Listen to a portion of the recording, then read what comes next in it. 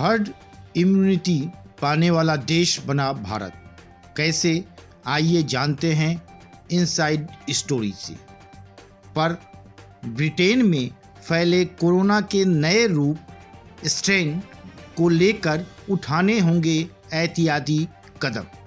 नमस्कार, वनडे मैट्रम्स के इस खास कार्यक्रम इनसाइड स्टोरी में आपका स्वागत है। आइए जानते हैं क्या है भारत के हर्ड इम्यूनिटी बनने के पीछे की वजह।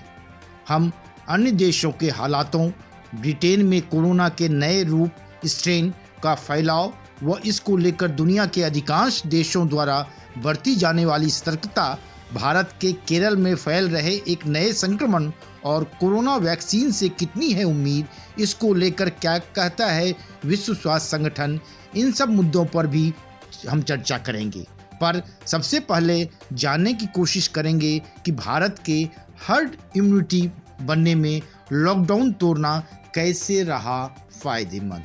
कोरोना से बचाव के दो फार्मूले सबसे अधिक प्रचलित हुए। पहला मास्क पहनना और दूसरा सोशल डिस्टेंसिंग, यानी 2 गज दूरी, मास्क पहनना है जरूरी। कोरोना संक्रमण का जब फैलाव हुआ तो सरकारों ने इसके बचाव के लिए लॉकडाउन को जरूर ही माना।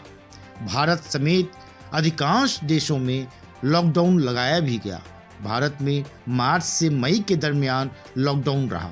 तब तक कोरोना संक्रमण के मामले नियंत्रण में थे, लेकिन जैसे ही देश में अनलॉक की शुरुआत हुई, मामले कई गुना के हिसाब से बढ़ने लगे। इसमें सरकार की आलोचना हुई कि जब लॉकडाउन को आगे बढ़ाने की जरूरत है तो हर चीज अनलॉक की जा रही है, बशर्ते सरकार ने आर्थिक हालातों का हवाला देकर लोगों से यह अपील की कि मास्क पहने और सोशल डिस्टेंसिंग का पालन करें।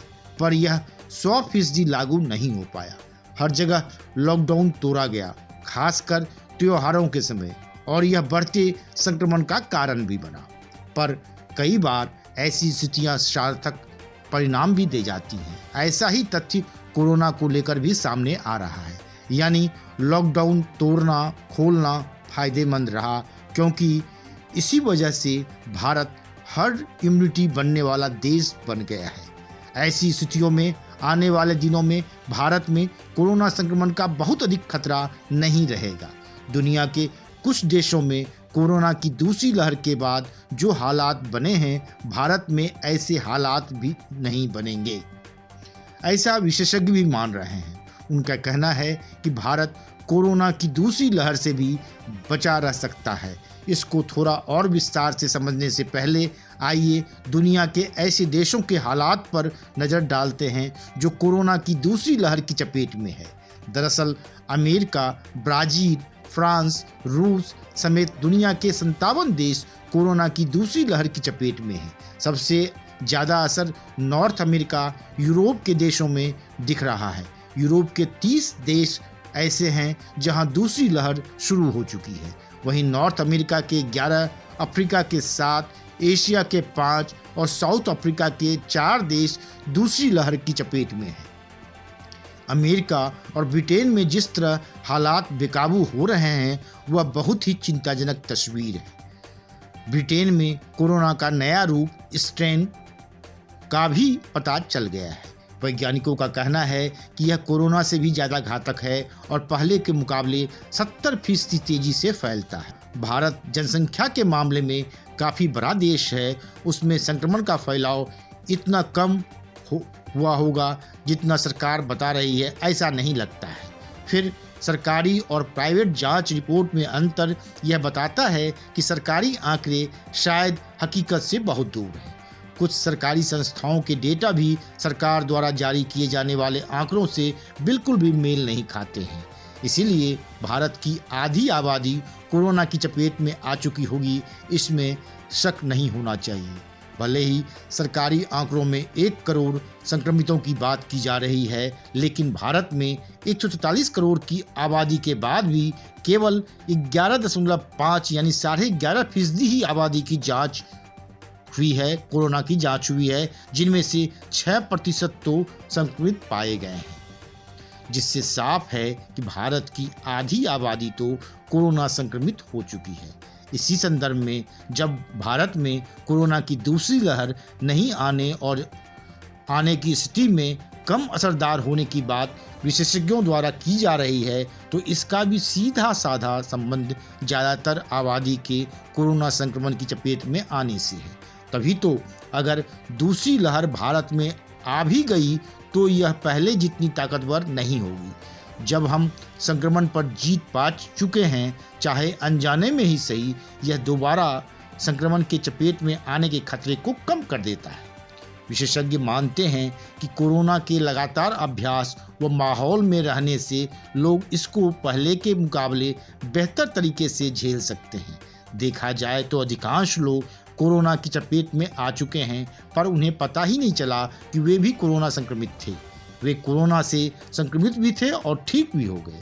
इन परिस्थितियों में ऐसे मरीजों के अंदर एंटीबॉडी डेवलप हो जाता है, यानी संबंधित बीमारी से लड़ने की अधिक प्रतिरोधी क्षमता विकसित हो जाती है उनमें। लिहाजा दूसरी लहर आती भी है तो ऐसे लोगों में कोरोना की दूसरी लहर का असर नहीं होगा। दूसरा, लोग कहीं न कहीं घरेलू नुस्खों का प्रयोग भी कर रहे हैं, यानी वे हर हाल में इम्यूनिटी बूस्ट कर रहे हैं। और जब से कोरोना शुरू हुआ है तब से उनका यह क्रम लगातार जारी है। अब उनके शरीर का इम्यून सिस्टम पहले से ज़्यादा बेहतर हो गया है। अगर इम्यून सिस्टम ठीक है तो भी कोरोना का संक्रमण आसानी से हमला नहीं कर सकता है। जहां तक सरकारी आंकड़ों से कहीं अधिक संक्रमित होने की बात है, दूसरे राष्ट्रीय सीरो सर्वे में भी यह साफ हो चुका है। सर्वे के अनुसार संभावित मामले पुष्ट मामलों का 16 गुना है। इसके अनुसार तो भारत में अब 16 करोड़ मामले होंगे। जाने माने वायरोलॉजिस्ट डॉक्टर शाहिद जीमल तो मानते हैं कि अभी तक देश में 30 से 40 करोड़ से अधिक संक्रमण के मामले हुए होंगे और असुरक्षित और अति संवेदनशील लोग संक्रमित रहे होंगे। यदि प्रतिरक्षा 1 वर्ष या उससे कम समय तक रहती है तो हमारे सामने अगले कुछ वर्षों के दौरान नियमित अंतराल पर संक्रमण के मामलों में छोटी वृद्धि तो देखने को मिल सकती है, पर अच्छा टीका इसे प्रभावी ढंग से नियंत्रित करेगा। भारत में जिस तरह वैक्सीन लगाने का रोड मैप तैयार हो चुका है, उन हालातों में भी कोरोना के दूसरे अटैक का खतरा कम ही दिखता है। प्रख्यात हृदय रोग विशेषज्ञ डॉक्टर के अग्रवाल के अनुसार भारत में अभी भी 30 से 40% आबादी है जो कि कोरोना से संक्रमित नहीं है। उन्होंने कहा कि अर्जेंटीना और पोलैंड सबसे ज़्यादा कोरोना के मामलों वाले उन 15 देशों में शामिल है जहां दूसरी लहर नहीं दिखी है। भविष्य में भारत को लेकर भी यही स्थिति रहने की पूरी संभावना है। वह कहते हैं कि यदि दूसरी लहर आती भी है तो यह केवल 501 नए प्रकारों के कारण आएगी। यदि यहाँ नया स्ट्रेन नहीं आता है तो दूसरी लहर नहीं होगी।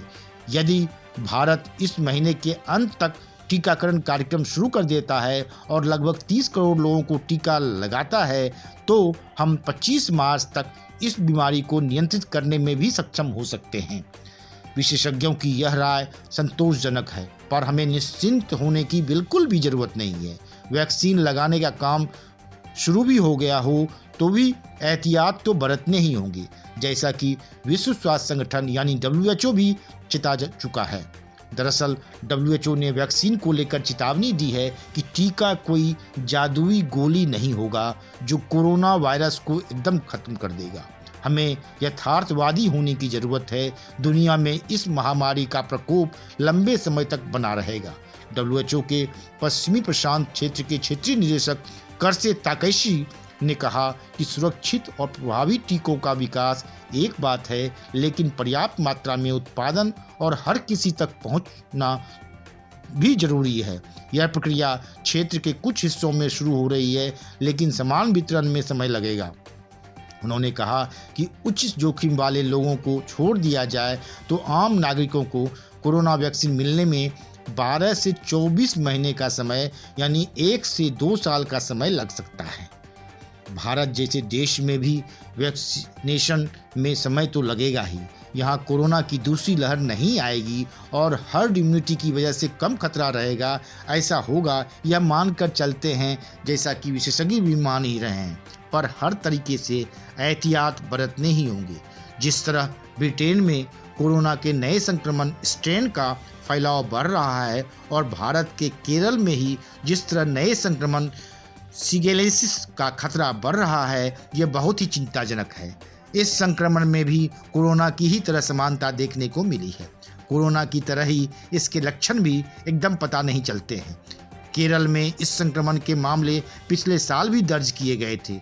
2019 में 40 बच्चों में शिगेला के लक्षण मिले थे, जिसके तुरंत बाद इन्हें अस्पताल में भर्ती कराया गया था। इस साल 11 साल के एक बच्चे की इस वायरस से मौत हो चुकी है। एक आंकड़े के अनुसार दुनिया भर में हर साल बैक्टीरिया से होने वाली बीमारियों की वजह से 6 लाख लोगों की मौत हो जाती है। अफ्रीका और दक्षिण एशिया में डायरिया के गंभीर मामलों के पीछे 4 प्रमुख बैक्टीरिया कारण होते हैं, जिनमें शिगेला भी प्रमुख है।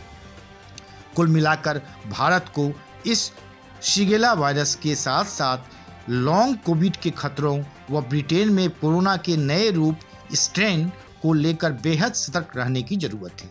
इनके खतरों के लिए प्राथमिक चरणों में उठाए जाने वाले कदम ही सार्थक परिणाम देंगे। कोरोना के वक्त समय से एहतियाती कदम नहीं उठाने का हम झेल चुके हैं।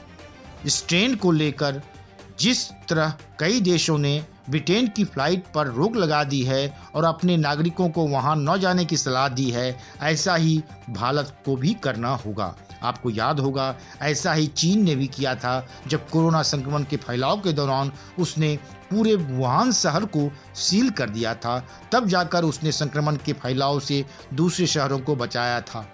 लिहाजा भारत को पहले जैसी गलती नहीं करनी चाहिए और ब्रिटेन के इंटरनेशनल फ्लाइट पर रोक लगाने में बिल्कुल भी देर नहीं करनी चाहिए। ब्यूरो रिपोर्ट, वनडे मैट्रम्स।